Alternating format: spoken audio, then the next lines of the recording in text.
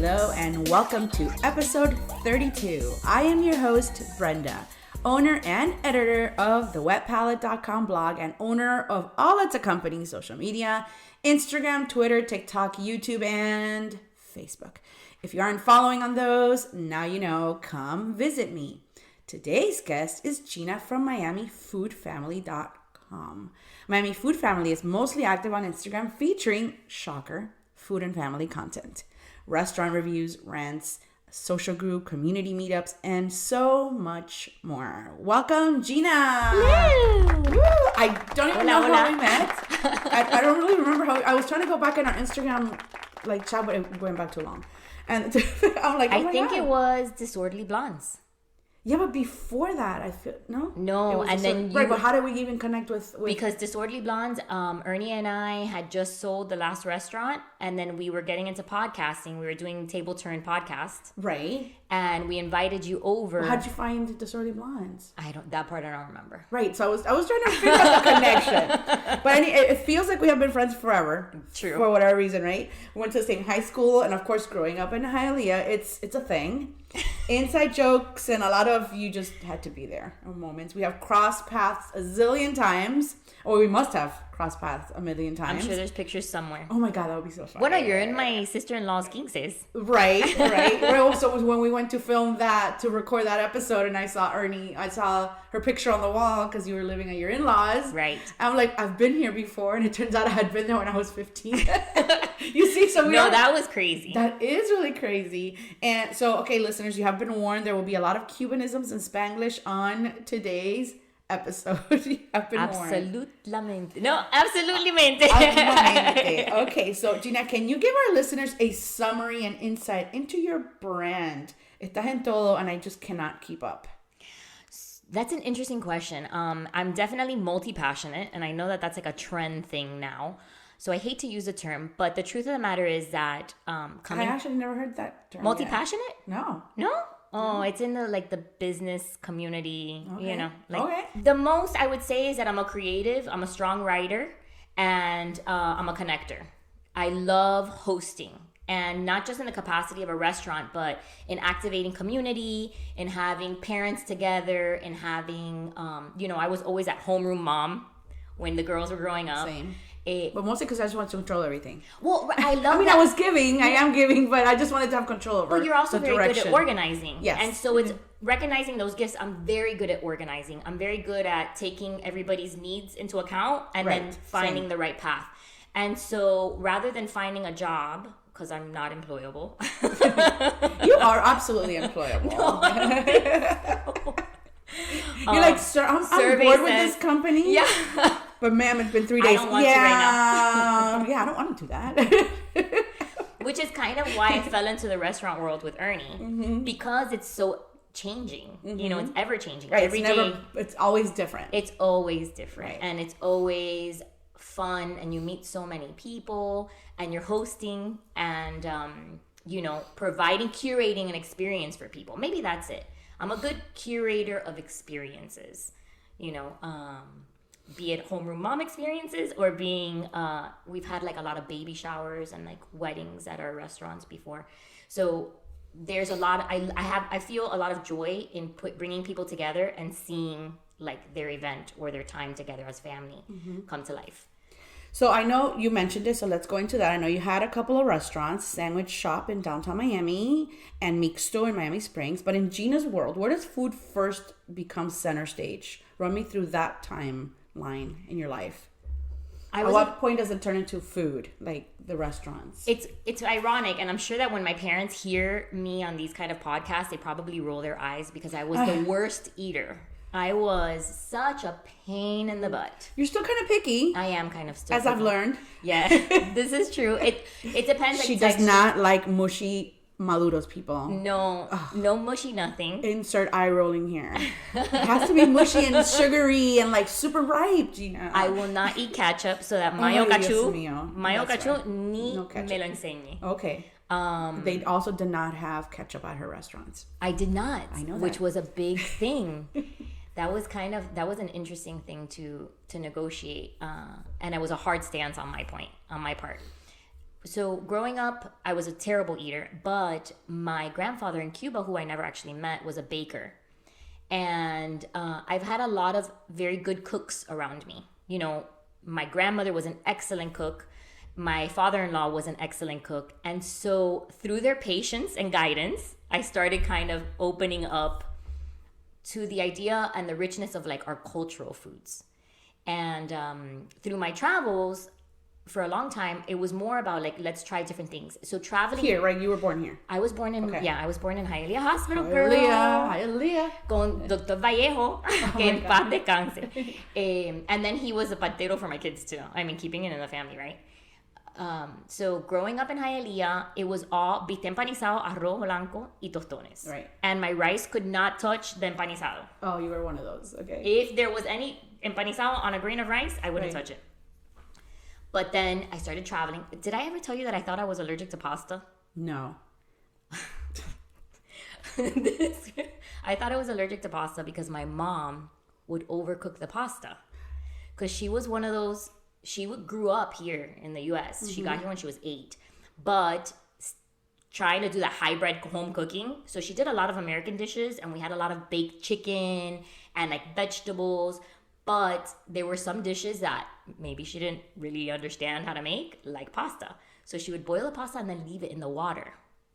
Like instead of draining it. Yeah. And then with a ladle, everybody would serve themselves the pasta como una sopa. Soup mess, like a soupy mess, yeah. Sí, como fideo. Yeah, She would leave it like fideo instead of like pasta. So when she would serve it to me and my sisters would eat anything. Son de boca buena, como dicen. Right. Me, I would start to gag and choke because of the texture. Right. So I was convinced all the way until I was a young mom. Right. And you didn't know what al dente meant. No, I thought that what I found to be gross was allergic. Okay. So imagine going through high school and everything, and people would go to spaghetti, meatballs, whatever, pasta. I'm allergic to pasta. I would tell lasagna. everybody. Oh my god. And everybody's like, "How are you allergic to pasta?" Right. And then being 19 and a very young mom and needing to save money, enter pasta. You're like, maybe I don't hate it as much as I think I do. We had to eat it because we were on such a strict budget. Right. So my ex would cook the pasta, and he cooked it correctly. And then he's like, just try it. And when he made it, I thought, well, that doesn't look the way my mom, like right. I can't believe she left it in the water. She's definitely going to be rolling her eyes at you now. Oh my God, it was so gross. Like, se veía así the white water. Yeah. It sounds disgusting. So I was not allergic to pasta, but that's how picky of an eater I was. Right. But through traveling, I started tasting different foods, different textures, going outside of the Cuban cuisine and that American-ish. And then it just became a different experience, a different appreciation, a different level of appreciation. And once I wouldn't say the whole gamut, but once I explored a lot, it kind of brought me back to my Cuban roots, which is interesting because in trying foods from different cuisines, I was able to better appreciate the cultural identity of Cuban food. And so my content seems to be gearing more and more to those little cafeterias and bakeries and things that really focus on maintaining that cultural richness, which is delicious comida criolla, and cooking a lot at home. So figuring out what works best for me. And that's it. And then Ernie was in the restaurant business when we got married. So it was a natural progression. We made a great team. He had the business know-how, the numbers, everything that had to do with logistics. And I had front of house, the marketing, the hosting, right. Communicating between front of house and back of house. And then it just rolled from there. It was a lot of fun. So that's how food became part of everything. And how do you think the industry has changed since you first became involved in food? I mean, you were very involved because you had, like you said, a couple of restaurants. Oh my goodness. It's exciting to see how much it has changed because when we first started, most of the restaurants here, if you remember, we had steakhouses, seafood places, and you and I have talked about this at length, and like very little chef-driven concepts. Maybe, I don't even know, 5, 10, something very minimal. And Ernie and I would travel a lot and think, wow, like if only we had this in Miami, something like a cafe that wasn't Starbucks. If only we had this in Miami, something like a sweet shop that specialized in gourmet desserts. If only we had this in Miami, a little tiny restaurant that would only have 10 seats and really focus on the food instead of anything else. And that didn't exist. And so when we got in the space, we went back to the first, which was a strong lunch, like a downtown lunch. So our Salad Oz was based off of a lot of like New York style delis. And we would hand cut the deli meats on order and make panini sandwiches, hot pressed. And then we had a salad bar that we did by the ounce. And we curated a lot of local bakers to bake the treats that we provided for the guests and like for our patrons. And it was amazing. We had lines out the door. We came out on TV. It was much needed in the down space because everything had turned into franchises. And that's to my point. When we started, franchises had taken over South Florida. And there was just a couple of little actual restaurants. And now it's like, wow, you see so that what you're it's saying balancing. is that Molina's is not fusion? Come on now. We haven't been to Molina's in Soda. Maybe it is. Who knows? They had some good wine on the wine list. I saw recently. Up, I was really? like, how do you? Yeah. I started looking at their wine list a couple months ago, and I was like, wait a minute, is this Molina's? I'm like, really? What? Yeah, I love Spanish wines. There were a couple interesting bottles. I'll have to go back and look. Yeah, so we definitely have to go there together. Yes. Anyway, sorry. Go ahead. So no, that's it. It's nice to see that there's a healthy balance now. I think that we went from a very industrial type city where food was más casero, cantina, Latin food, and then the steakhouses for the special occasions, and then we got taken over by franchises, which was very sad for me, because there are cities that do like a hard no, like the Keys, where they do not allow franchises to come in to a certain extent. And now I feel like there's a healthier balance. Unfortunately, it's still not great for a mom and pop. Yeah, there's a lot opening now. Yeah, there's a lot of things going on with that. Because we are getting a lot of, not necessarily franchises, but we are getting like imports from other locations like New York, as everyone knows, and so yeah, ultimately then that's not as good for the smaller mom pop or even like smaller chef driven concepts. It makes it really difficult, but also the landlords and like the price of our rent. The pricing, it's just crazy. It's insane. And when we were going to do it again, we just got priced out of the market because it's as it was the last rent that we had, and this is for industry peeps. $4,000 for Mixto. And if you recall, Mixto was a 2-story location, freestanding, which was amazing. And even then, it was tough to make it because the concept was maybe a little bit ahead of its time. And the demographic around it was more family-centric than it was for what we wanted, what we were serving. So people were using us as a special occasion, which was excellent, but we needed that daily traffic, and people just weren't crossing the bridge into Miami Springs for that. So that was an error. There's a lot going on in Miami Springs right now. But even then, yeah, Miami Springs has a high turnover because everybody sees it as this cute little town, and it looks like it has a lot of potential, but it's not conducive to a thriving restaurant concept. Baco's Way opened at the same time that we did, which is on the other side of the circle from where we were. And they basically opened with the concept that we had in mind, which was a Spanish tapas bar. But they opened 2 months before us, so we had to change our entire menu. Good time. I have a hard time getting people to just get to fresa. And I love, and obviously once they get there, they fall in love with it. Right. But it's just the location-wise. Like, just even getting there, people don't understand, like...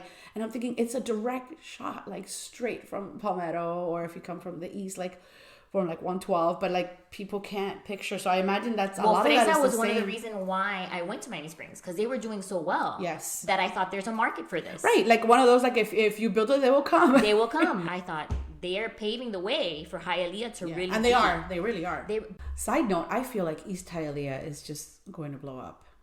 I feel like with the Shoma Bazaar and with just everything, and even going more west off Okeechobee Road, like it's because you have that whole industrial, and then there's that, and the train stations back there too. But there's like kind of charm of like the industrial, but like the meatpacking district in New York. Well, yeah, and then you kind of like mix and match with all these like what I think we will have fine dining there. We will have. I feel like because it's at first it's going to be like a thing like, oh, guess where this restaurant is, but I think I feel like Isalia right now, every time I see a new headline of like yet someone else who's like investing crazy billions of dollars in the construction around there. When I think of East Hialeah, I always think of M&M Liquors, and the fact that across the street from M&M Liquors is like Caja de Muerto. Yeah. Like yeah. And it's like painted on the wall. It's a very colorful city. A coffin, yeah.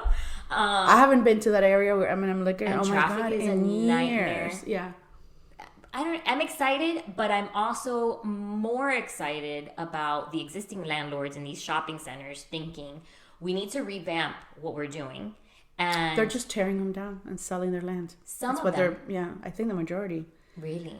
That's how I feel. Every time, so it goes hand in hand. Every time there's a news article saying such and such, right? And where are the, even like, here's the new Chick-fil-A.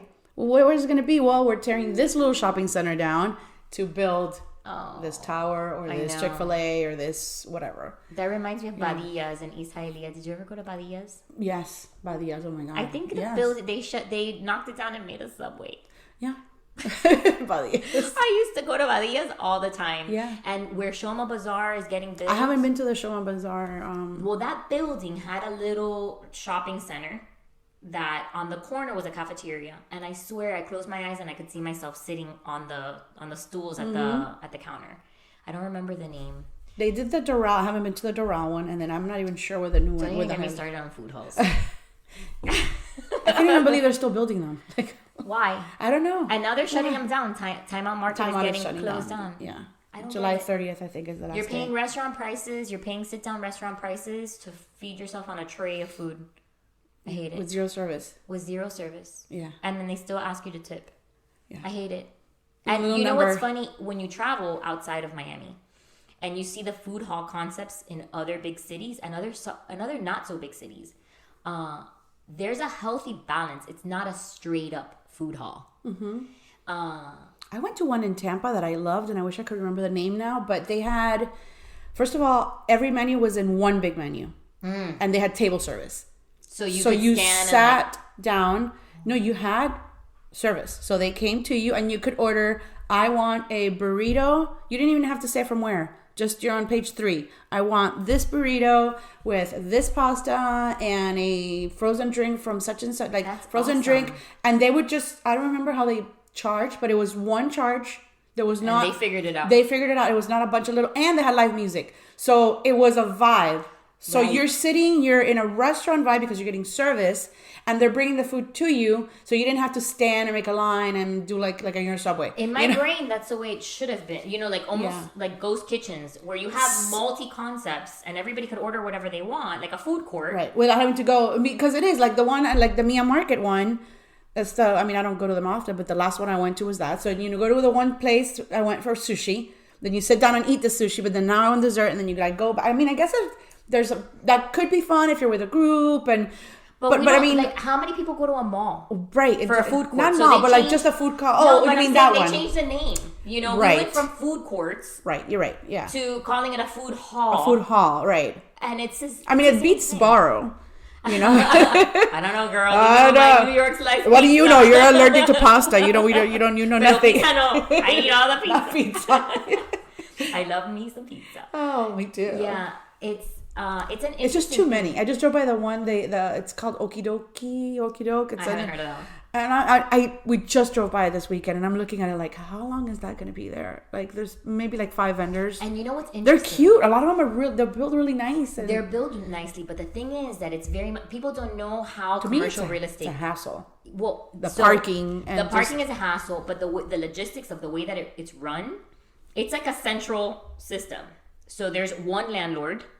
And all these concepts have to pay this one landlord, and the landlord, for the most part, also has access to the POS systems. Mm-hmm. So they have to pay a percentage. Not only do they pay rent, there's different models, but they pay rent and they pay a percentage of their sales.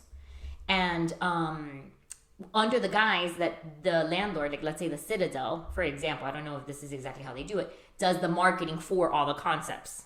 But the marketing is really minimal. Just because you pay somebody to post on Instagram once a week doesn't equal marketing. Yeah, no, they all still have their own accounts, obviously. So you know how many the Citadel, we wanted to go to Little Lao. Oh, right, that's right. It closed. Yeah. That one though, I did lives rooftop, and I had table service in the rooftop. I don't know. Rooftop, yeah. Is that only the that rooftop. was the only? Okay. Yeah. That was downstairs. Nice. There's a lot of great concepts. I love Ash Pizza. And I think for us, maybe because Broward doesn't have that kind of quality food hall, right? We have a real food courts, right? It's what we have, they still give you the the orange chicken sample. That Broward still has that, so maybe just sprinkle some of those over here. But because we drive for dinner on a weekend, you're not gonna go to a food hall. From Broward, I'm going to Miami. I am not gonna go to a food hall, right, where I have to keep standing up to go eat my food and miss out. There's no conversation. There's no flow. It's kind of like clunky. It is totally clunky. If to be fair, if I had some around here and I was having a lazy Friday where that might be something we could do. Right. You and I would go like a lunch. It's a lunch. Or let's even do it like with friends because it's a thing. But number one, Broward doesn't have it. I'm not going to go have the orange chicken on a stick. And it's just for us, I guess, driving there. That's not what I want to do on a weekend. I like a leisure dinner where I could drink wine. How do I drink wine there? Oh my gosh, it's a mess. So what ends up happening is that you end up having to I've gone to groups with let's say with my suegra and my niece and my sister-in-law, and then everybody's in a different line. Right. And then you have to see what drinks you're going to get. Right. And then you sit and you eat for 10 minutes and you get up again and you go get something else. It. Yeah. And then you have a tray. Yeah. I feel as if I'm a tray. You're right. Or you do the number or the pager, which they still do the pager. They still give you a tray. They still give you a tray. That's true. Or sometimes when they do the number, they do bring you the tray. But sometimes, when you put number 10, they'll find table 10. Does that. Okay. Shoma Bazaar has a little numbers. Because that's how Mia Market, last time I went, with the sushi, they brought it to me. But I had to order the drinks. Well, I don't know. I think I got water. I know they have the main bar in the middle. I don't know. Whatever. It's complicated. And it's conky. It's not a smooth process. At all. And there's no flow to dinner, which is what I don't like. I like... No, nothing's coursed out. Everything's on this, Yeah. There's no, bread. There's no free bread. There's no bread. There's hardly any free bread anymore anyway. But, yeah. I know. It sucks. Bring the bread back. But, so how did we get into the conversation of food halls? Because, see, this is what we do. Oh, that was a pet peeve. This is what you... but we haven't gotten there yet. Oh, no. We talked about Miami restaurants right now. That's what it was, and that's a big thing that's happened. Right, I asked you how the industry has changed. The food hall is a huge change. It's funny that I hadn't overdone it. I had never stopped to think how that I always say Broward is so behind. I mean, we don't even have a damn food hall. We don't. It's not a bad thing. It's not a bad thing, but I mean, do you prefer a food court over a food hall? If I go to Broward Mall, I prefer having a food hall there. Is it sad that you and I don't even consider Broward 9 out of 10 times? No. We always travel to Miami. No. Although I do have a list, I have to say, listeners, of Broward places to try. I'm excited. Okay, I've been trying some Broward restaurants, mostly Italian, because I don't know if you've noticed, we have a lot of Italian restaurants over here. I tried one the other day. I think it was Prosecco 22. Okay, I tried that. We We were not fans of Prosecco 22 but a lot of things have potential. Right. I love that they're in the middle of nowhere, west suburbia. I mean, we are west, but they're like... No, I feel like I'm in the Everglades when I go over. We're closer to Whole Foods, thank you. You can eat at Whole Foods. So we went there. It has potential. Middle of nowhere. Cute, right? Very cute. I was really turned off when the girl next to me was having a blue drink. They're all blue. But there happens to be like a signature. But you're an Italian restaurant. Why are you serving fruity blue drinks? I did not. I didn't even see it on the menu. But why? Well, I went with one of my best friends, and she ordered a blue drink, and ridiculous. And she said, "I know." I started cracking up. I'm like, Christine, I can't believe you're drinking this blue drink. She said, "When in doubt, pick something blue because you know it's going to be sweet." People that... No, that's a dumb thing. I'm sorry. I know your friend is, but no. No, I can't. So we were cracking up. And it's Italian. And then their big thing is the pasta that they do in the parm wheel. Did you try that one? I didn't try that. Okay, so that was my thing because I love that one done correctly, right? And on their Instagram, it's done correctly because it's done by the owner or whoever filmed it. Of course, it was perfect. When I went, it was some guy who's probably never done it, or it was the second time doing it. It was if I show you the picture, you're going to be, talk about grossed out. It looked like your mom's pasta, but out of a farm meal. And then to make it worse, he kept, when he attempted to fold it, and make it all pretty, and I plate it correctly, it just splattered on the plate, and then he kept putting like more of the cheese that was left over on the. I love to hear your service stories, by the way. It's disgusting. When things plop, you have a lot of plopping situations. Plating. Oh my God. It was awful, and then Larry was like, "Okay, that's enough," because he kept pouring the sauce. And Larry's like, "That's he enough." was like, "I think that's enough." But there was a lot. The appetizer there was some kind of crisp. I'm trying to remember what it was now, and it's no longer. It's science, okay? If you put something liquidy in the bottom of a glass, and then you put the crisp on top in it. That bottom piece, which is essentially what you bite first, right? Right. Because it wasn't a dip. It wasn't like it wasn't creamy enough to have it be like you're picking up like un platanito and you have like a mojo or aioli or something, right? Okay, now you're just scooping it with the plantain. The plantain's a vessel and it's gonna hold the shape, right? Right. But if it's something very liquefied, it's just going to make it soggy. So whatever the crisp that was, soggy. And you're picking it up on the dry part on top, and when you put it in your mouth, it's soggy. And we were like, what was that? What was that? I'll have to look up. I don't know, but the calamari was definitely frozen from a bag.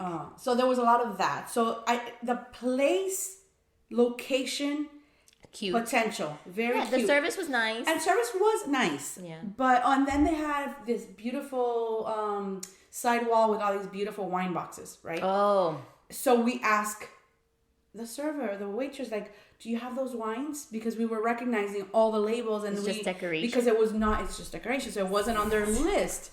So Larry was like, "Oh, do you have that wine?"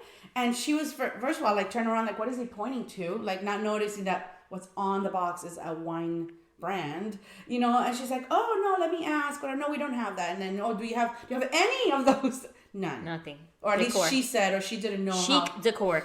It was just decor. It was a fake. So anyway, the place has potential. Yeah. The place I don't know, potential. but there's so many Italian. Please, if you're coming to Broward, do not open an Italian restaurant. Okay, so some are very casual. Okay, and some are not. So, Chaitos, that's very casual. Oh, that's on my list. We gotta too. go. I don't have, yeah. Okay, Brandon's. That's across. It's barbecue. I think it's right across the mall. Unit B. I've been. The cocktails are excellent. Okay, I haven't had the food, but the cocktails are good. Bay Korean. You and I talked about it, but we haven't been. Zona Blue, I've been. I went during the pandemic. Oh. We were like one table, like sitting away like 20 feet from another, and I remember liking it and saying, "Oh, we need to come back," but it's in Weston. It's kind of like, I've had a couple places in Weston actually. Weston, Holly Blue. Tampoco. That's more East Fort Lauderdale. Gastrotech. Tampoco. And then Akira back. That was actually the top of my list. That's $5.90. So okay, yeah. Those last three are more $5.90. You know that I only go fine dining with you, Brenda. Otherwise, I'm sticking to la comida casera. Yeah. We've had so this is my list. That's awesome. I love it. I'm gonna check that. Well, Chaitos for sure we have to go to together. Yeah, that was casual. I went to Bruschetta last week. Bruschetta. I like that place. And you have to. Did you make a reservation because you need to? No, we went for lunch. Super casual, not fancy. Casual, and you feel like, and if you walk in on a Friday night, they're gonna say, "You have a reservation?" Right. But they're very good. But the pasta, handmade pasta in house. Very good. I had some ravioli with veal for lunch that I was not expecting to have that kind of lunch experience. I'm glad you reminded me because that place is excellent. Sosta's good too. Sosta I like. Very good. But the service, I always tell everyone, okay, go, but don't expect good service. No. Terrible. And the desserts are eye candy. I love the desserts. I didn't like them. You don't? I love them all. Well, not all. Maybe what I've tried. They're all homemade for them. I think. I don't think there's any that they bring in. All homemade, like when they have like an almond cake and all those. Love those. For me, it's all the service. It's just terrible. They forget. I mean, when I want Italian dessert, I go to Doris. And I get something from the bakery. Doris, I do like that. No, but they try them again. I mean, I feel like they're. I've tried. And I'm picky one with or two desserts. Really? Maybe I've just had bad luck. They've just been dry because I guess depending on the day that you order it, you know how they have big cakes and they slice them. But that's actually part of what I like. It's usually like they go through them so fast that they have to maybe they have to make them during the pandemic a lot. So maybe they just weren't moving. It's incredible how some places have like such focus on, let's say, back of house. Yeah. And then they drop the ball in front of house. Yeah. And vice versa. But their food is very good. I love their food. Yeah, the risotto there is excellent. Risotto is one of those things that I refuse to make at home so that way when I go out I have something to look forward to. Yeah. Because Okay, so let's get back on track. Sorry. Let's go. This is the problem with us. This Reverse. is what we do. Okay, so your work, I want to know about your work dynamic with Ernie. I've only seen you in social studies, but I've never worked. Do you drive him crazy? Does he drive you crazy? We actually work really well together. And that's what makes me miss being in the restaurant industry. One of the things that I miss about being in an active restaurant concept. We've always had a very good partnership. We met when we were very young, 14, 15 years old. We didn't get married until later, in life. The life took us in different paths. And we've always had a very natural give and take. The other one's always pensive and, al tanto of to what the other person needs. And so even in the flow, our diner, our little deli was very small. And even in the flow space of our kitchen, we worked very well. Like, we just know how to maneuver around each other and with each other. So it's a lot of fun. We worked well together. The best part probably was, and I'm sure a lot of mom and pops will understand this, when you're a couple and you're the bosses, it's interesting to see how the employees and the wait staff and the kitchen staff try to pin you against each other. Right. Oh yeah, such and such said, right. Or did, yes, or tell on each other. Right. So they would. It was so funny because a lot of couples end up divorced in these situations because it's a very stressful.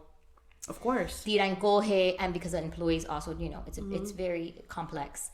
But Ernie and I have always been a united front in that part. So it was so funny because when we would have like really difficult employees, they would wait until the one that wasn't, in their liking. Like I had one employee that I had a soft spot for, and Ernie hated him, and he would wait for me to do stuff so that like we each fired each other's favorite employees. Right. Oh my God. Yeah. So that there was one day where Ernie was just like, well, Gina's not here and you're out the door. Like, she can't save you. You're done. She can't save oh my God. Because I think the employee had said like, well, wait until Gina gets here. Right. Like she'll back me up. And Ernie's like, Gina and I are the same person when it comes to work. Like, right. Equal, you're out, Oh my God. So that's the kind of relationship we have, it's definitely equal. We have different strengths. Ernie is the numbers guy. He did all the purchasing. He does all the food math and back of house staffing. And obviously anything that has to do with codes, compliancy, because he's very corporate, high volume. Right. And I'm front of house.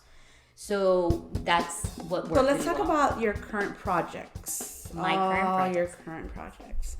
Well, currently, Ernie is working as the regional director for a pizza concept in Broward. So he has 8 stores that he is in direct charge. And so we've parted ways.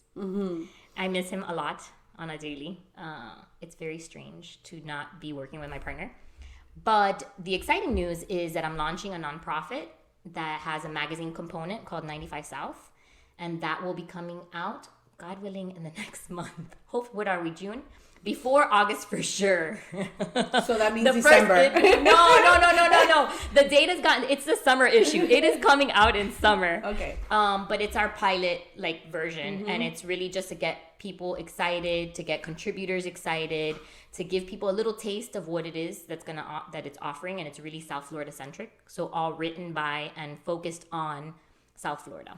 And that is part of a bigger project, but that other bigger project, it's called Vida Media Project. That's the nonprofit, and this is the first. Right, because the original name was Vida. It was Vida Magazine, correct? Yeah. And then now the nonprofit is called Vida Media, and the magazine is called 95 South. And that's the first branch of the nonprofit. So that's what I've been really focused on for the last couple of months since Cuento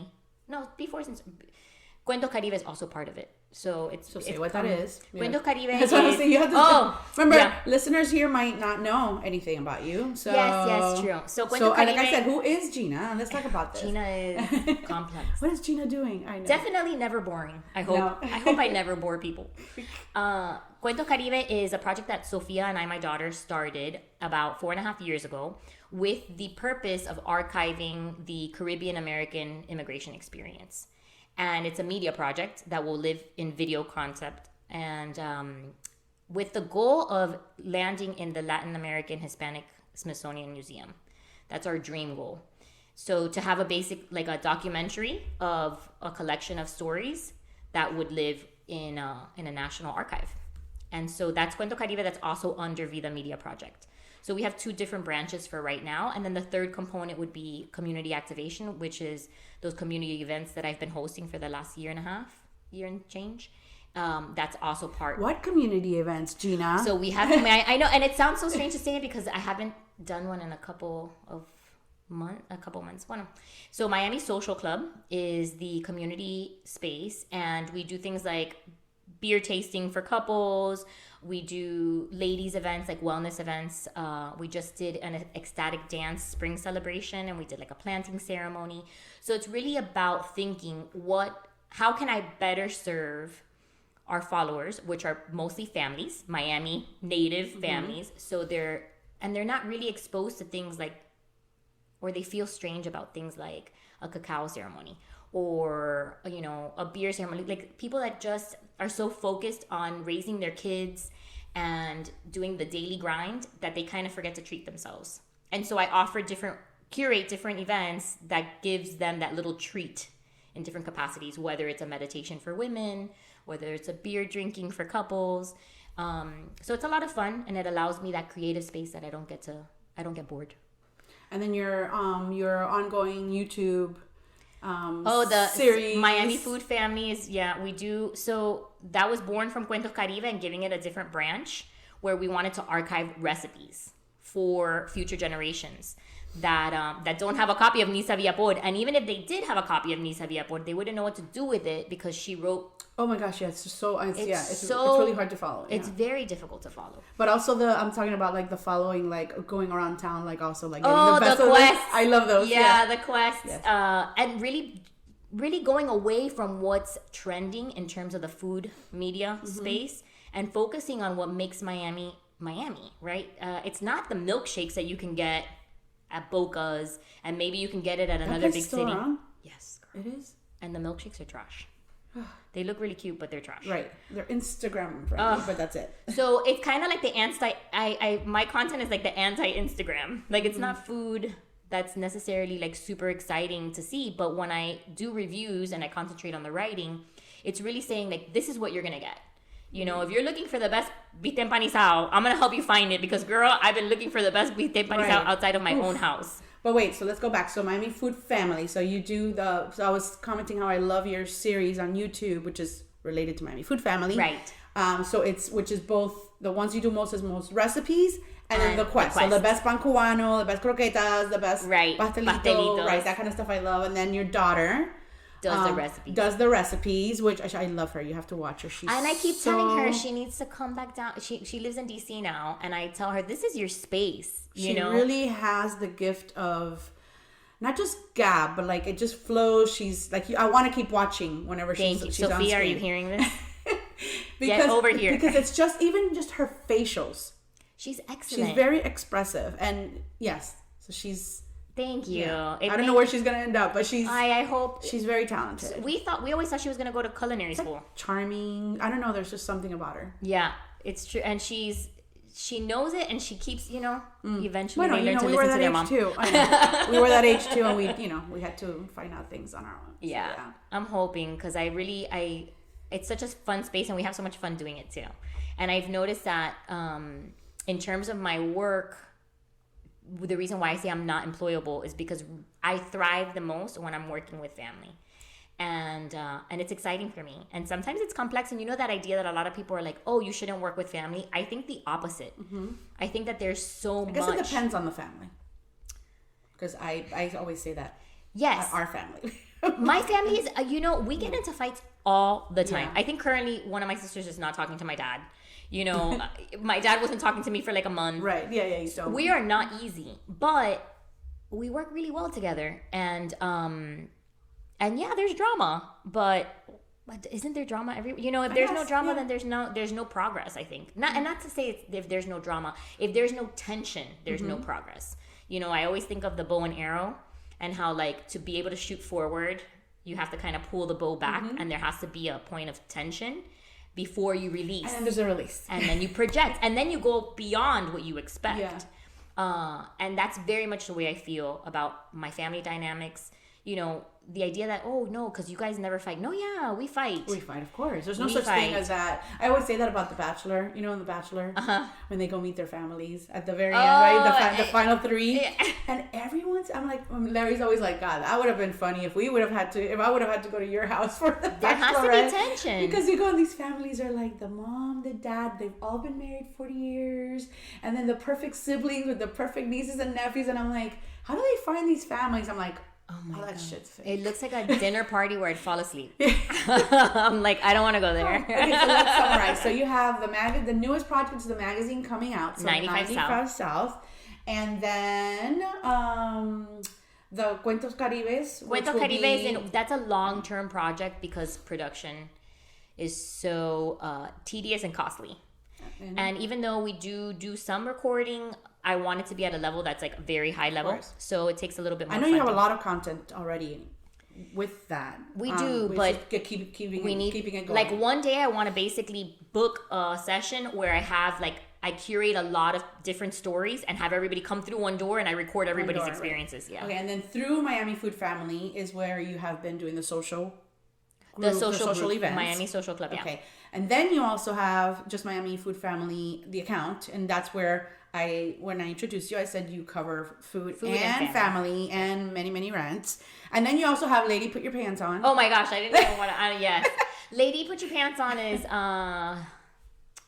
that's also a passion project for the future. That's basically, I've been outlining a book for a long time. Mm-hmm. And it's funny that you say Cubanisms because that came very much. I was just gonna say, like, when I hear that, I hear, oye, ponte los pantalones. That's exactly where it came from. My mom always said, because we're a girl family, and my mom always said, you know, el orgullo de ella más grande es que todas sus hijas tienen los pantalones puestos. Right.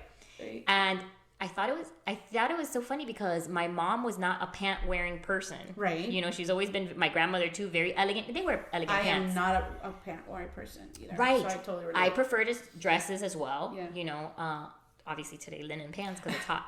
But for the most part, it's that idea of embracing femininity and that very traditional sense. I mean, some could say that I'm a stay-at-home mom because I do work and launch all these projects from home. Right. And I've always laughed at that. Yeah. Stay-at-home mom was never home. But it's okay. Right. So it's that idea that I embrace femininity. I love to cook. I love to be the center for my family. I love to take care of my family. And also, I like to take care of business. And so it's the idea of saying, you know, ponte los pantalones. Right. There's no excuse. You just get shit done. Mm-hmm. There's no... I don't even like the word empowerment. Have you heard, do you use te peinas o te haces papelillo?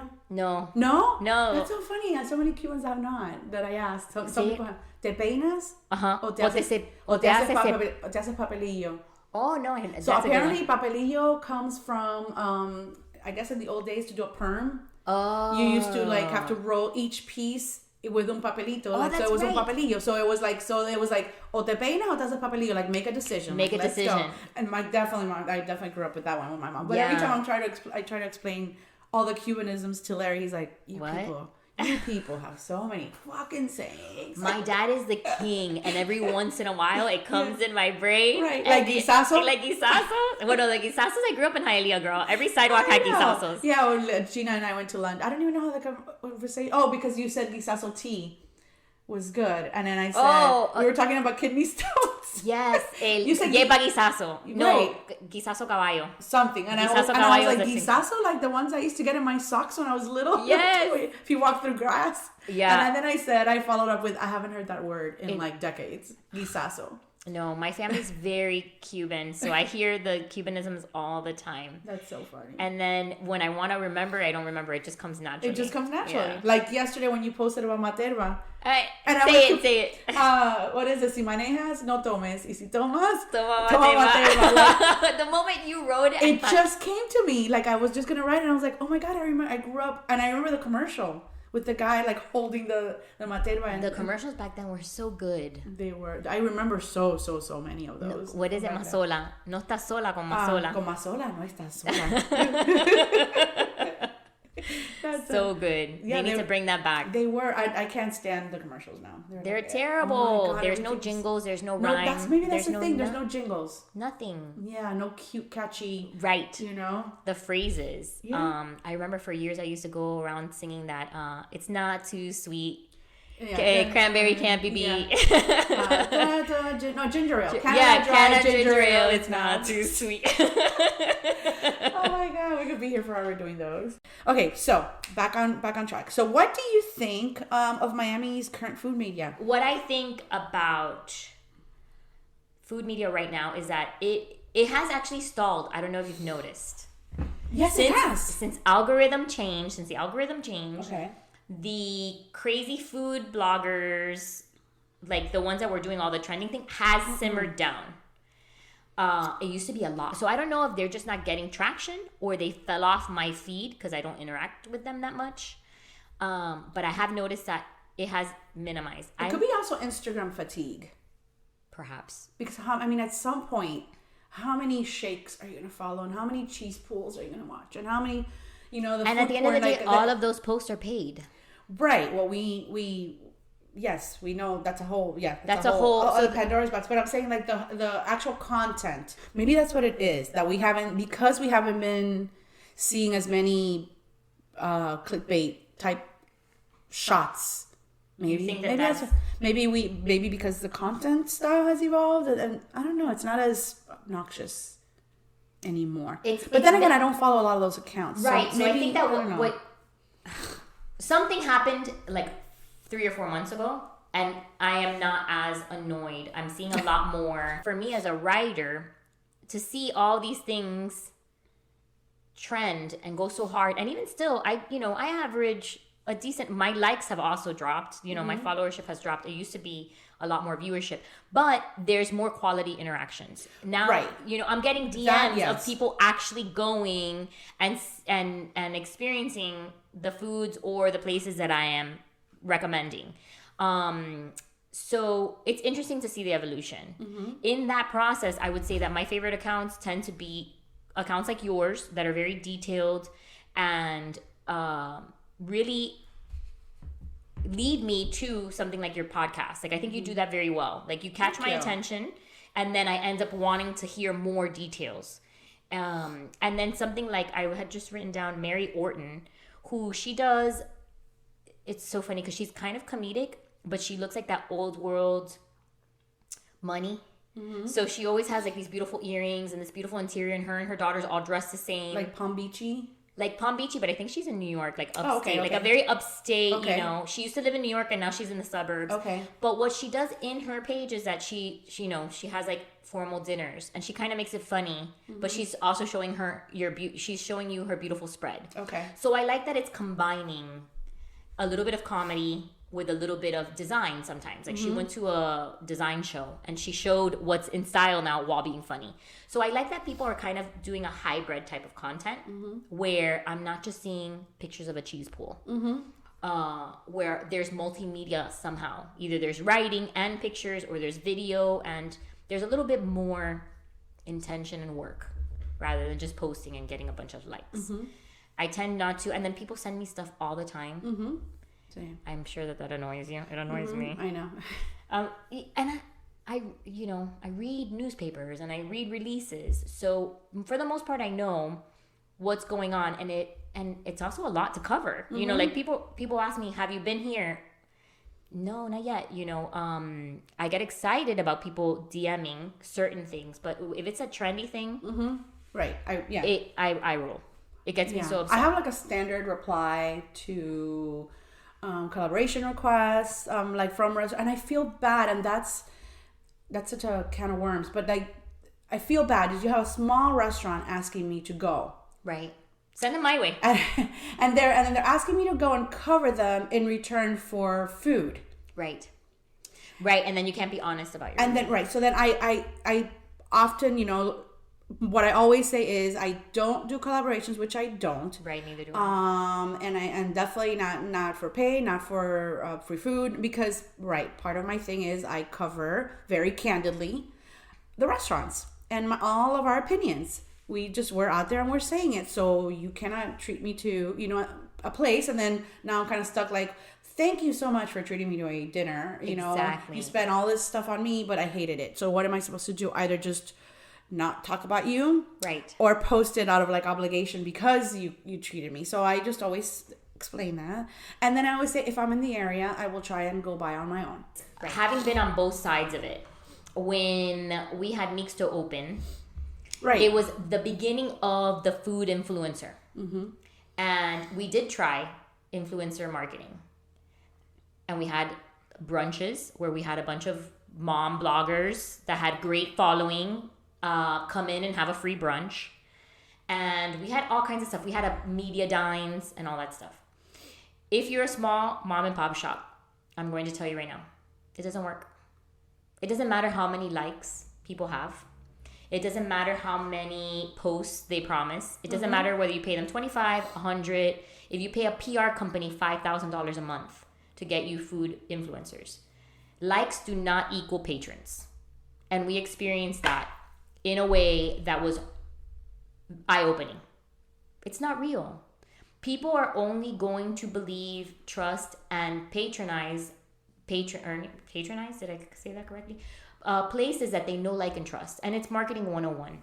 So word of mouth, doing a great job, inviting people to a great service, giving somebody that free glass of wine, a little dessert, I feel like coffee. It's going to get people in the door.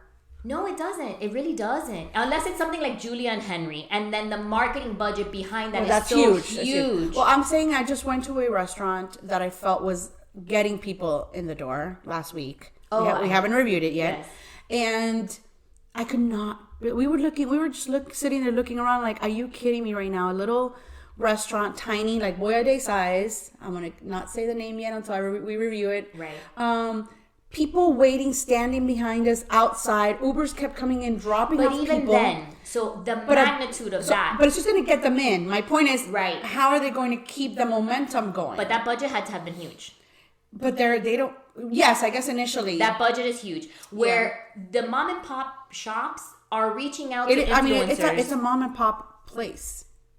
It's a little. One that we DM'd about? That you sent me the picture of people standing? Yes. Yeah. It's small. I think that there's money behind that. A lot more money than what people think. Maybe. I mean, it's what I like to say, and what I will go into in detail when we review it. But it's the place. It's one of those that is trying hard to not try hard. Acting like they don't care, but yet effortlessly. It's awesome. Effortless, except their Instagram is full of highly curated photos of very very those are all photo shoots, and they're all edited there's a budget. The color palette is all the same on the photos, so they're trying. I mean, the food is simple, like along the lines of like Cuban food. It's not Cuban food. You'll hear more later. It's just comfort eats. And my whole point about when Larry and I were sitting there is, there's no way everybody thinks this food is that amazing to warrant the amount of people that were waiting to get in, because it's all hype. Right. That hype, which was probably created by influencer friends or whatever. But at what point is that momentum going to either keep going? How are they going to keep it going is what I'm asking. It has to be an ongoing marketing budget. I don't know. Because there's a lot of people in Miami. So even if people like you and I go and have a terrible experience and know this isn't worth the hype. I had a fine experience, just not the type of experience that you'd go back. I would never go and wait around for that place. You're not going to go back, and you're probably not going to recommend it. But they don't rely on word of mouth or repeat customers because they're attracting so many first timers. Mm-hmm. So it's very superficial to me, and there's obviously a space for that in Miami because we tend to be very superficial. But those of us that are natives and are looking for the depth, like the roots, the good stuff, the long-lasting stuff, we're gonna go elsewhere. And I've learned to negotiate to be okay with that. You know. So that's interesting because it's funny. Sometimes I have a ton of influencer friends too that they do paid collaborations, and there's the majority of them, the ones that I'm friends with, it doesn't bother me. Maybe because I know their story, or because I know where they're coming from, or maybe because they're picky about which ones they choose. Like maybe if I chose to do it and I only collaborated with fine dining that I already like vetted ahead of time, and I would know I was gonna like something like that. Right. Maybe. Yeah, like if Fiola wants to treat me like if Fiola, hey Fiola, I will post for you. But that's I'll take a free meal from a place I already love. Right. But that's a whole other topic too, because I always say, like, if you're an influencer or food accounts or not, once you become a regular at a restaurant, if I owned a restaurant and one of our regulars comes in, am I not going to send a dessert? Am I not going to treat them to something? It's family. If your tia comes in, it's the same thing. You're going to give them something. I mean, you don't have to, but you would, hey, try this. Daniel Seraph has been awesome about that. I post about blue collar all the time. Blue collar rocks. And we love you, blue collar. We love blue collar.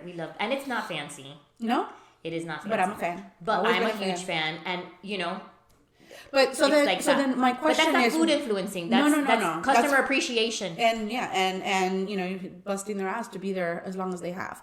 But my question is, at what point is the line blurred?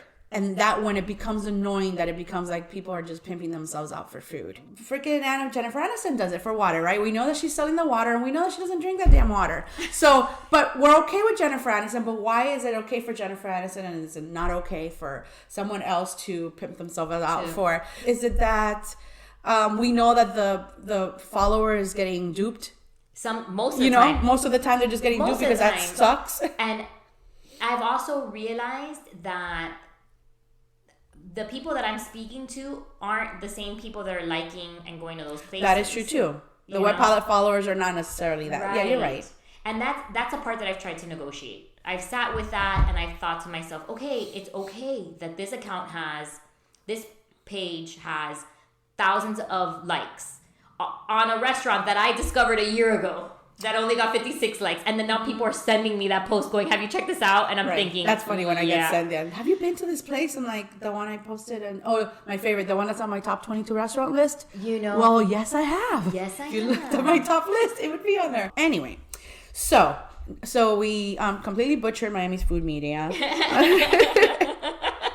I do have lots of media friends. Sorry, guys. The good thing is I've never made any of this a secret. I've always been very open about all of this. Same. Let's talk about who are some of your favorite local media sources. You. Me. Yay. You're probably one of the only ones I trust. I like Contrasting Flavors. Yes. I think that he's very good. He's one I talk to all the time, and he does a lot of partnerships. A lot of paid work. He does a really good job. He does it well. He went from like not doing that to doing that like times 1,000, but his photography skills, like he got his camera, he is on it. So good. I'm a fan. We're fans. No, I'm a fan, and he's also very candid. Mm-hmm. A lot of these food influencers como que se dan mucha importancia. Like if you DM or you comment, they don't comment back. Mm-hmm. I answer everyone. So do I. That's just me. And that's kind of one of my pet peeves when it comes to that space. And I hate when I miss one. Sometimes they're in the requests. Well, a lot of times if it doesn't post right away, the notification won't come out as soon. I don't see it, and I'm kind of like, hey, sorry, I just saw this 3 days later. Oops. Yeah, I like to keep an open channel of communication because I do it as a hobby to make sure that people have a good experience. So I'm obviously gonna comment back. I also like not local, but I like Food52. I'm not sure if you follow them. I do not. Food52 is pretty good. It's very editorial. Okay. So it's like a magazine online. Okay. I do appreciate that. They have good recipes and they have they don't focus on restaurants, but mostly recipes. Okay. The truth about the recipes online is that I never, ever use an Instagram recipe. It's so difficult. Following it is very difficult for me because then you have to have the page open and you have to scroll down. And it doesn't allow you to pause it as easy on TikTok. Like TikTok, you can pause the video. Right. And on Instagram, it doesn't always pause the video. It just mutes it. No, right. Or you have to hold it down. You have to hold it down to pause it. It's. I don't use social media for recipes. I still old school. I use a blog and print it out. Yeah. Or I use a cookbook that I check out from the library. Right. Or purchase. I have a binder with all my recipes. I mean, I think that's the difference between like real cook. I don't know. Maybe it's just que I'm vieja that I don't know how to do it. Maybe. I'm definitely not a real cook. I have used YouTube for recipes because of the bio. Typically in the writing section, it feels like a blog. Okay. So if they write the recipe on the bottom. But So other influencers that you follow, media, not influencers, just food media. None of them come top of mind. And not to say that there aren't some out there. Like I love Hialeah loves. Oh my God, he's awesome. He's not food influencing. He doesn't, but he does. But he does, right? So right. I would say he's an accidental food influencer. He's exactly. Hey, I would say he got me to go to La Romanita. Exactly. That's so he gets me to go places because he prodedes so much information. And he just posted about Tiesto, and I'm like, what? Dominican Japanese? I didn't see it. What? Oh my gosh. They have un calderón. The bathroom is un calderón. Oh, I did see that. Yeah, it's amazing. So here I am. I'm looking at his account going, I want to go there. It's Dominican Japanese. I've never heard of such a thing. I saw that. I saw the calderón. Yeah. But he's a riot. But see, he puts yes and no. He writes. See, that's the he thing. writes whatever. He's like, oye, esto estaba expensive, man. Right. So he says, and I don't know if he's getting comp meals or not. That's the funny thing. Like it doesn't feel. What he has been very candid about it. He's actually said, "Hey guys, I sponsor me or so and so." Oh. And I'm pretty sure I've read sometimes that they said, "Oh, the folks at so and so were kind enough to treat me to." But he still gives a very. He's very generous, and he when he went to La Romanita, I remember he said they kept bringing out stuff, all these dishes. So he was very candid about it. Okay, so I don't think it's paid necessarily, but he's definitely very open about it. But see, he's so genuine about it because he's like, "Oh, and I was so full," and then he talks about like he's just honest. He's one of the gems. I like that he's got a food account. No, right, but I like that he combines information, history with comedy. You know, unintentional because he's just funny. So he's probably my favorite local account, being a Hialeah girl. Yeah. Hialeah Love 1925. Your account is always reliable. It's something that, you know, even when people ask me for fine dining, I automatically revert them, you know, to I send them in your direction because I tell them, like, this is not something I do often, you know. I'm trying to think who else. There's a lot of very sweet, very nice people that are in this, you know, sector in the community, but nobody that I find to be reliable because it's gray. I don't know who's getting paid, who's not getting paid, and if 5 different people are going to the same restaurant on my feed at the same time. But I already know because let's say I will get the email that I either ignored or said no to, and then I already know that next week on Thursday there's going to be an influencer dinner, so I already know that on Thursday. You know, such and such, the newest omakase is going to open, and everybody's going to be there, and everyone's going to be posting about it's the best roll they ever had.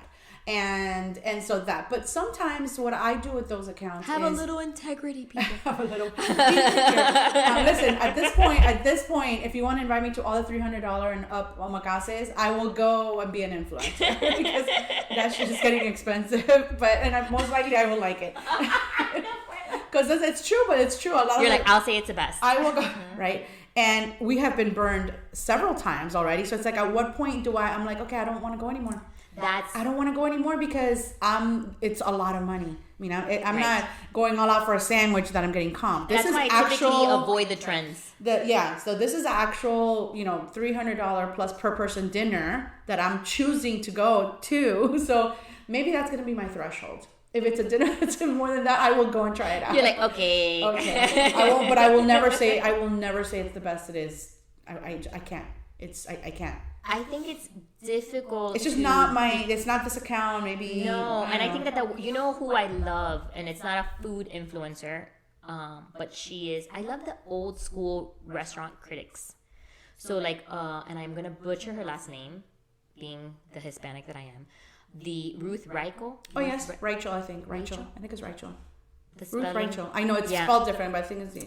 I think I'm butchering it too, but I love that sort of content. Yes, you know, I love her books. Her books are excellent. That way she talked about wearing wigs to restaurant and had different looks. Yeah, I've thought about doing critics back. Yeah, Brenda and I are here for it. We are. I actually have thought about doing that because I was just talking to a chef actually about this, where he said, "Have you thought about changing your name when you go to restaurants?" Because the whole thing is like, some restaurants know who you are, then you might not get the same treatment. And yes, that has absolutely happened. I kind of know when they figured out, but it's mostly because of my email address. I don't think they know my name. Oh, because you're and also because of the hubs, because the whole thing of like Larry and I as a couple. I don't know if you remember, one of my accounts used to be filter free. No. And it was like cutthroat, and I don't know, the Instagram social media space was all like toxic positivity and everybody just wants to hear the good stuff. Right. And so I had to kind of shelf that because I felt like I was being catty or, I wasn't being received well. And so it does come across as, I guess, catty sometimes. What I try to do is not, like, if it's a small but you have to critique, I know. And to say, oh, you shouldn't judge, that's incorrect. Like, there needs to be some judgment. If something is bad, it needs to be said. There's certain things that as a patron, it's difficult to understand. And so sometimes people that are very vociferous tend to be annoying when they're like, oh, let me talk to the manager, let me talk to the owner. And, they give recommendations. Miami Springs was one of those places. Oh, Lord. Everybody in there came with an idea and an opinion. And yet people that were actual diners that came from outside of Miami Springs into Miami Springs for the experience just appreciated what we were doing and understood what we were doing, where the locals were a headache. And we were just thinking, you're comparing us to like the tavern, like, JP Mulligan's, where there's like the glasses are wet when they bring them out to serve you a beer. Right. Like, disgusting. I'm sorry. If you ate there last night and you're at my restaurant, your opinion does not matter. Yeah. It really doesn't. I mean, I wouldn't even retract that, because there has to be some sort of experience, right? And so, but giving candid and honest feedback. There are some mom and pop shops where the people are very nice and they don't have food experience. And Ernie and I will sit and immediately think, these people don't know what they're doing, but it has potential. So we'll invite them for a conversation. We'll talk to them. And then there have been people that have been very generous and very understanding. Oh my God. And not to say that we're teaching them, but just kind of like, hey, by the way, we noticed this. Right. And they've improved, and we've continued to support them. And we've really relish the experience. We want them to succeed. And the only way that they're going to succeed is by being candid and sharing information. And then there's other places that we'll call management over or the owner and say, hey, like, by the way, this is da-da-da-da. And they take offense to it. Right. And that's happened with some of my reviews as well. Since going on in this episode, we're going to have to call Prosecco and have a conversation. No, I did tell them. You did? I did tell them while they were... I had no chance, because everyone that came to our table was just... We were there for lunch, and I did tell him a couple of things. And then it's not like one of those like, oh, do you know who I am? Because I'm not that important. No, at all. Right. But it is one of those things that, hey, if you want to understand a little bit more about the demo, or if you want to have a conversation... I have friends, chefs, and I have, when I'm asked, I'm as candid as I possibly can. Tell them as, and same. It's not that I know any better, because I cannot cook what they're giving me, but they're asking from the diner perspective. It doesn't matter that you know how to cook. No, but it matters whether you know how to eat. I'm a professional diner. Yeah. This is what we do. One of the dining experiences that we had, where like they're not receptive, they don't address the moment while we're dining, and then are also not receptive to some sort of critique after the fact, or they see a critique and they write it off, they don't engage. Then I'm kind of like, well, you know what, screw you. Yeah. Sink with the ship. Yeah. Because what you're doing is not great, and it's only going to last so long, in the way that you're doing it. And I feel like Miami needs more of those restaurants to go under. I got excited about that. This sounds terrible. Yeah. I got excited during the pandemic because I was like, oh, good. A lot of these places are going to go under that shouldn't even be around. Mm-hmm. But they all had the money to stay. They had the money to stay. Yep. And they had the money. They had the money. Pero, it's just really about like trial and error. And going back to what you said about the sounding catty, I went to a media dinner. It was a media lunch, but I went this years ago. Also, I did do some, disclaimer, I did do some when I first started. Like, I thought that's how it was. But this was actually this was a luncheon that I was happy to be invited to. Because it was a luncheon featuring the local James Beard nominees. Oh, okay. So they were coming. So it was about the James Beard nominees cooking, and then the reporting was about them being nominated, not about all the experience of the dinner, because it was one restaurant and they all met there. But I was seated at this table with all these influencers, which I remember that. I remember when you went through that. And I had just written, it was when the Den at Azabu had just arrived. And everyone in Miami was talking about how they were Michelin starred. The Michelin starred Zabu is here. And I'm thinking, we don't have a damn freaking guide. And nobody knew and understood that you cannot have stars without a guide. And it was just this whole thing. And everyone was just repeating the same. Every news outlet wrote it as the Michelin starred done by Zabu. And that's factually incorrect. And in fact, and then not only that, I went, because I wrote about them, I reviewed them. It was not a positive review.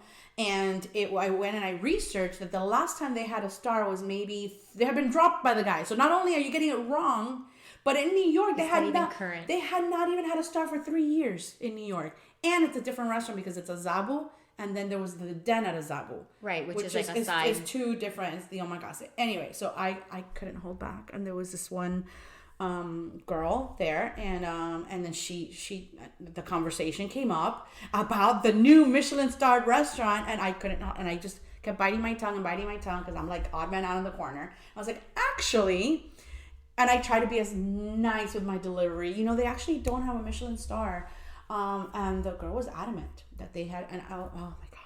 And then I said, and then later on she sat next to me. Ignorance is bliss. I know, she was adamant, and no one at this, everyone, it was funny, it was like a record scratch. Everyone turned to look at me, like, who's this girl who has not spoken up?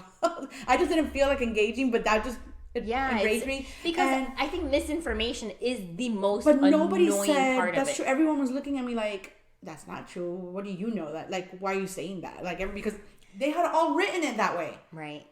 And then she sat next to me at lunch, the one girl, and they sat her next to me. And then at some point she asked, well, what is your account? And so I explained, and then I said, and I do positive, and I do honest reviews, positive wording. And she said, that's right. You had told me. She gasped, and she goes, you do write negative reviews? and I said, yes. She goes, we never do that. We only, if we go to a place and we don't like it, we don't post about it. I'm like, bullshit. Well, that's, bullshit, because I knew her account. I'm like, it's bullshit. That's you a are good writing point. About it. I think that for followers, for people that are looking for authenticity in the food space, a good way to gauge it is if all they post is positive, right? They're not legit. Well, they don't write anything negative. Love them or hate them, that's why infatuation is popular. Yeah. Because infatuation will go. I mean, they will go full on serial killer on you if they don't like you. And there's an attraction to that. Now, they sometimes overdo it. I mean, right. Because they do it with like a comedy, They do. And the interesting thing there is that they have such a generous budget from the publication. I suppose they do because they dine out on a daily basis. But my point is they're doing it and they're going all in. Yeah. They're not trying to, because if I do a negative review, I try to be very factual. I do some sarcasm because that's just I do put my personality in it. I do my sarcasm, but I don't get personal. As like, I don't go for like... They get catty, yeah. But my point being, they do everything. They do positive and negative. But that is why people love reading them, and they follow because they know they're going to get, even if they don't agree, you're going to get whoever went. Right. And listen, I don't agree with all of them. There's many that I've messaged them about. I'm like, oh, how dare you? Like now, but now it's a different relationship. But I do appreciate even though I think sometimes it's overdone, right, for comedy purposes or for clickbait. But they are bringing something to the table that is not just like, oh my god, this place is the best pasta ever. Yeah, I do like infatuation every once in a while. What I'm most driven by is finding the artisanal places, the places that nobody, like, that it just kind of creeps in and nobody knows it's happening, and then following to see how they're growing in the space. There's a cheesemonger in South Miami off Coral Way called Chevrier. I think it's Chevrier. I'm not sure how to pronounce it, but I say Chevrier. I thought it was because he's Venezuelan. I actually asked him. I met him recently. You did? Okay. So I asked him if it was because they put an accent. An accent on the V or R. I can't remember. It's not spelled Chévere, but because they put the accent, I thought it was a take on Chévere because he's Venezuelan. So I thought, oh, what a clever, but no, I think it's, I don't know if they were trying to be French now but it spells Chévere in Spanish. It's spelled in that account. Yes. I do follow. Yes. I love. That's major good cheese porn. Exactly. Yes. And just the fact that we have artisans coming, that's more exciting to me than the restaurants. Yeah. I would love to see an artisanal market. I would love to see something like in Philadelphia, the Italian quarter, where you walk down a city block and you have a cheesemonger and you have cured meats and you have a butcher and you have a baker. Right, well, you have to go to the specialized stores. And Pittsburgh has it as well. And it's typically all in one city block. And they make it affordable enough for that. Go ahead. For these restaurants to, or not these restaurants, for these artisans to practice their craft. And then it's mixed in with a little bit of retail. You know, you have like the people that make the soap or somebody that knits or something a little bit more local like, flavor, like real. Itsy in real life, you know, and meets food. Tell me about your favorite Miami restaurants. My favorite Miami Where do you restaurants. end up over and over and over again? You and I have this in common. I do love Fiola. Yay! It's just always such a nice experience. You're saying they're consistent? They are. Gina? And you know what's funny? They can't get a star? I had one pet peeve in the last visit, and it was over bread, because they serve this delicious bread, which at one point was free, and then now they charge. Okay, it's like $5? It's like $5, Yeah. $4.50. It's not a lot, but it's delicious, and I couldn't eat it because it was a lot, and I wanted it wrapped up. Okay. And they wrapped it and didn't give it back. I hate when they say, "I'll take it and wrap it for you." I'm like, no. Like, leave it here. I'll do it. I'll do it. I will take it. And they didn't bring it back. And I think I commented or posted something on a story, and right away. Yeah. Uh-oh, we have a special appearance by the Hub! Larry. Say hi? Hi. Bye. She's killing Fiona. What is wrong? No, I'm not. So yeah, I didn't notice that they didn't give me the bread until I was home. Oh shoot! Oh, I hate that. So I didn't have a chance to say it, you know, Okay. while I was there, and I just kind of said it like, oh, you know, and I forgot my bread or something like that, and right away. Right away, they make Not only did the Instagram account, but one of the owners. That's him. Yeah, that's You know, It's, DM me. depends on the time Tom, he hires right? Tom. Yeah, he sometimes has someone doing it, but a lot of times it's he's doing it. He's And on it. he was on it, Yes, and I so love that. That gets me. that's Yeah. we don't have enough of that. We don't have enough of that. Do you? So, Attention to detail. Attention to detail, consistency. They have a Consistency. nice wine list. It's Thank not you. crazy. You know, I'm not a person that will spend $20 on a glass of wine But personally. they have bottles. If you want to get crazy, they have that. But they have something for everyone. Everyone, Yes. exactly.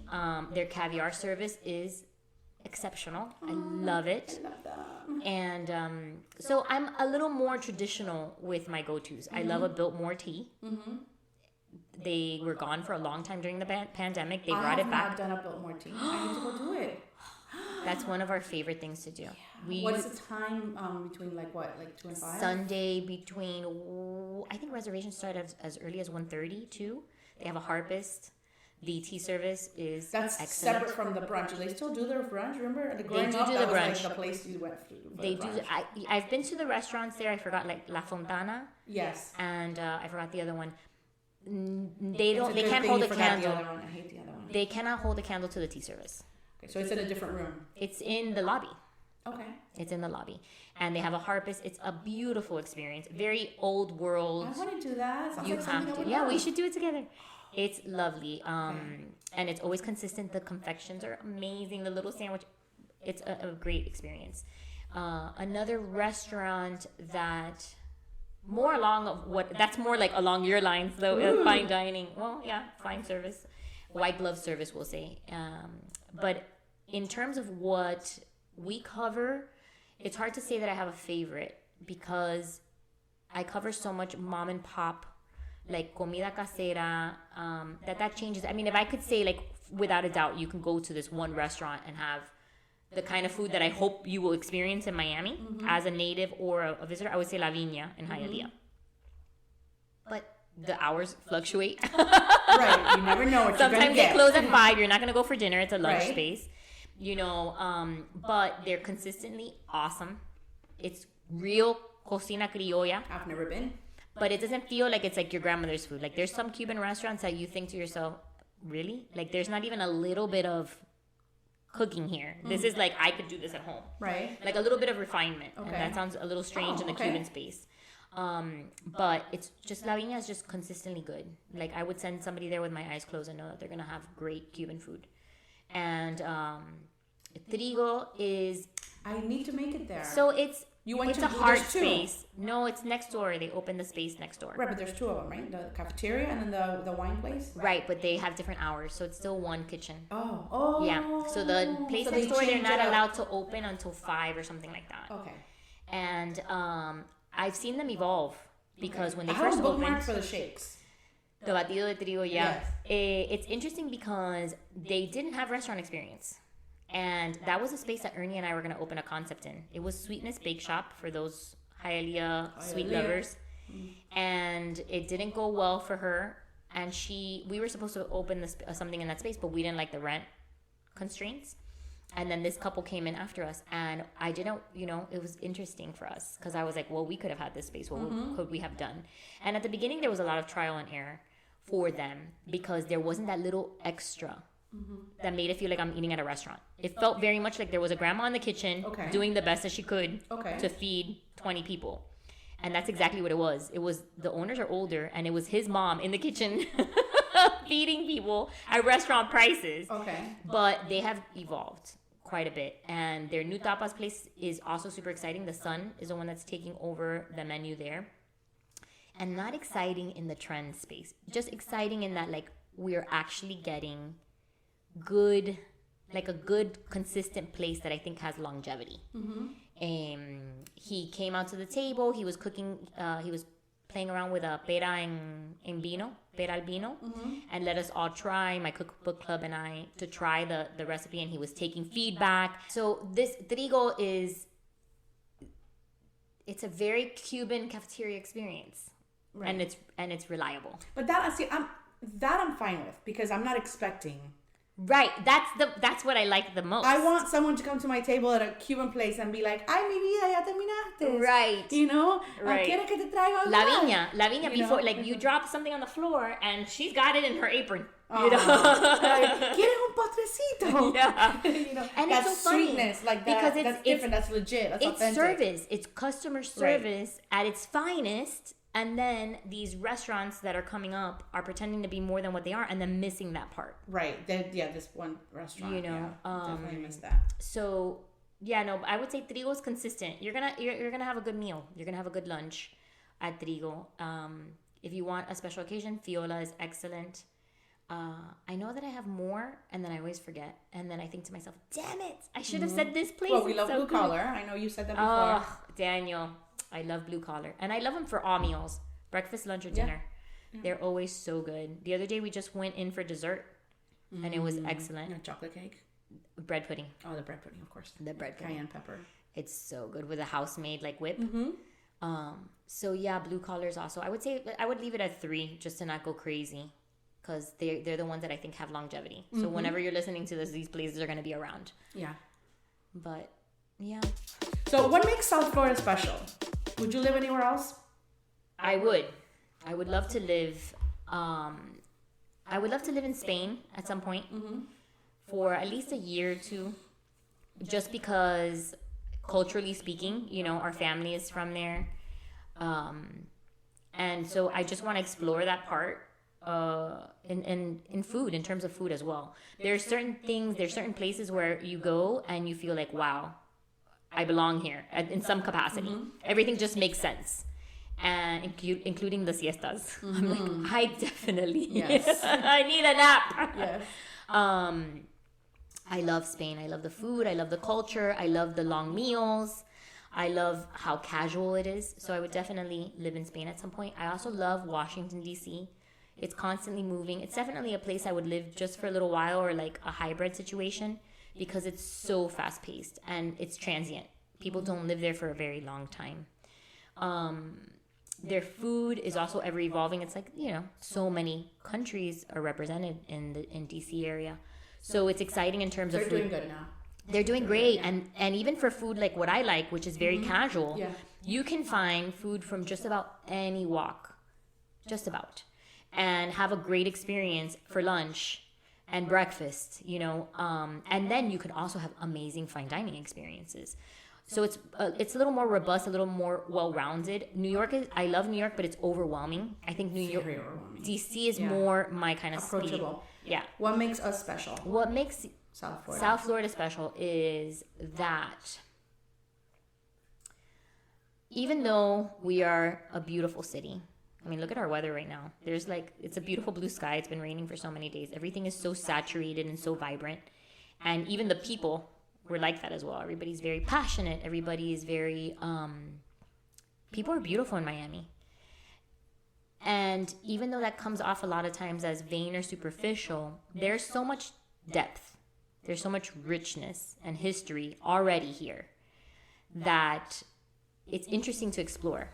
And I think that when we go to other cities and other countries and we act like tourists, we are able to better appreciate places like Spain, places like New York, places like DC, but we don't do it in our own hometown. Mm-hmm. And so I think that if people challenge themselves to get a little deeper into our own history, into our own space, they would see what makes us so special, which is, I mean, we're kind of like New York and Staten Island. Miami is that for the Caribbean and South America and the Americas, the Latin Americas. And there's so much to be said about that. There's been so much change in the last 50 years that you have to be paying attention to see how far that we've come. And it's exciting because now the rest of the world is seeing it and they're catching up. And yet the natives are kind of still like, oh, like Miami, oh my God, our traffic. I mean, if I see one more post about 826 people, stop complaining about our traffic. It has been under construction since I was in college. And that was a long time ago. It's that small talk that gets me so frustrated. Let's get a little deeper because we are so much and we're so fun. I feel like fun. What's one of the things that I loved? Well, I hate the pandemic, but one of the things that sticks out of my mind when people were stuck in their brickle high rises and they started doing the cazuelas. Yes. The whole thing with the cazuelas, and it was like a community thing where all of a sudden everyone's like we're all stuck at home. I will never forget. That was so cool. And then the one time they had the DJ in a balcony, and everyone's partying on the balcony. It's almost like we find the joy somehow. We find the not the necessarily because of a party scene. It was just the cazuelas. Are you kidding me? We're a fun town. Everyone out of the balconies. You've traveled. Amazing. Okay, the dance, the food, and everything is very communal, and it's just. You don't get that in a lot of other places. Sure. Yeah, I cannot imagine people in DC doing their cazuelas. No. In DC, you're going to have very nice dinners. You're going to have a lot of political conversations. Yeah. It's really nice for a little while. But... we need that heat once in a while. Right. We definitely bring that hot blood. That's for sure. I'm joking. That's for sure. There's not a lot of... I don't think I've ever been anywhere. Spain has that fun life, but not so much party. I don't think they're big into the EDM, but that's a whole other level. I mean, here, you go to a family barbecue, right? And it's a party. It's a 5 It's hour, a party. Yeah, it's you don't have to go to the club. You can go to the club, but you don't have to go to the club. It's true. It all becomes. Yeah. It becomes a party. What is owning a restaurant again on your wish list? And if so, can you give us a scoop on the dream project? Yes, totally. On the wish list. I don't think that feeling ever goes away. It's just not the right time for us right now. It would have to be a concept that's conducive to our son, because we fell into Mixto, which was a full service, even though Ernie and I had a pact that we would not get into full service until our children were grown, because it causes a lot of strain on the family. And we were in an environment, because we were living with my in-laws, that we still had that family situation for the kids. The kids weren't staying home alone. They weren't being dropped off randomly. Ernie and I were taking turns closing or being in the restaurant and making sure that one of us was always with the kids. The girls were old enough to work with us on busy days. So, but it wasn't the right time, because Ari was very little. He hated that we had a restaurant, because it meant mom and dad were not as available. Right. And the restaurant we had before that was a Monday through Friday concept. Lunch concept. Very much like Einstein. Mm-hmm. Breakfast, lunch. Heavy. Right. Heavy lunch. And so he's going into his freshman year right now. And maybe a year, maybe 2 years. Once he starts driving, maybe we would start exploring it again. Mm-hmm. We've also learned that in the Miami commercial space, it's very difficult to do it on our own dollar. You have to either own the location or investors. You have to have investors. And that's always very tricky to partner up with investors. I'm open to it. You know, I think that there's a lot of promise and that we definitely have the know-how to be able to execute something awesome. And we are also very money conscious. So it wouldn't be super expensive. I mean, we opened our first restaurant with less than $100,000. And people outside of the space would say, oh my God, $100,000. They have no idea. We opened our second location, Mixto, full service, with less than $250,000. And not just opened it, we ran for 2 years with that initial investment.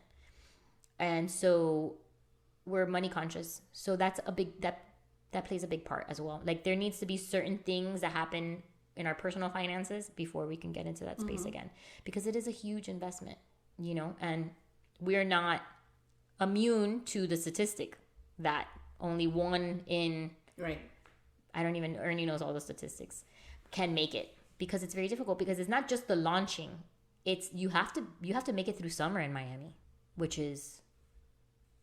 It's better now. Hell, no, it's still terrible. It's still terrible. Everywhere I go, it's packed. I guess it depends on the area. Maybe it depends on the area, but it's just there's definitely seasons, and you need to be able to make it through 2 or 3 of those seasons.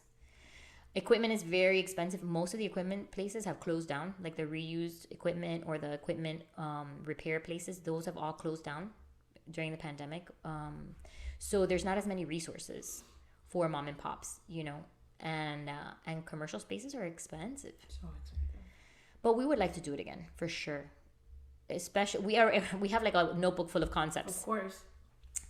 So we have something for the right investor. We have any what you got? What you want. We got an idea. So yeah, it's super exciting. But we'll end up doing it again. For sure. So your 5-year vision, where do you want to be in 2028? 5 years from now, we will definitely be making an impact with a nonprofit.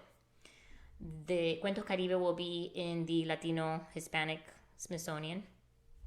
So a documentary really archiving the experiences of Caribeños, you know, Cuban American and Puerto Rican American. Well, the first project is Cuban American centric in the National Archives.